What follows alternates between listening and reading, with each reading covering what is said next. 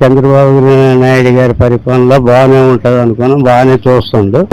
ఆయన చేసిన పనులన్నీ కూడా బాగానే ఉన్నాయి, పేదలకు అందరికీ కూడా బాగానే చూస్తున్నాడు. గతంలో ఎట్లా ఉండదంటే సార్ చాలా ఇబ్బందులు పడ్డాం సార్. ఇబ్బందులు అంటే నిజంగా కాంట్రాక్టులు అనగా ఈ కూలీలు అనగా పనులు లేక ఇబ్బందులు పడ్డాం. ఇప్పుడు పనులు ఆడుతున్నాయి కానీ రోడ్లు ఎట్లా ఉందంట? రోడ్లు చాలా బాగానే ఉంటున్నాయి సార్.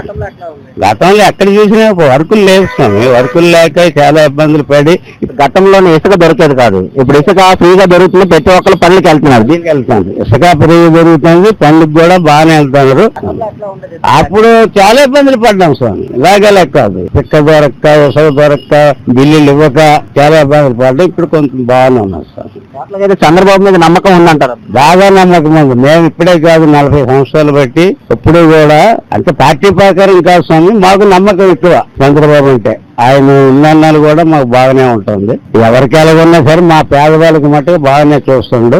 ఇప్పుడు అన్న క్యాంటీన్ పెట్టాడు, పేదల కోసం 5 రూపాయలకే భోజనం పెట్టాడు. ఇది ఎట్లా ఉపయోగపడుతుంది? చాలా ఉపయోగపడుతుంది స్వామి. హాయిగా 5 రూపాయలు పెడితే టీ కానీ టిఫిన్ కానీ కూడా టీ రాలేదు స్వామి. 5 రూపాయలకి మంచి భోజనం ఇస్తున్నారు. పెరుగు, సాంబారు, కూర అన్ని కూడా బాగానే పెడతాడు స్వామి.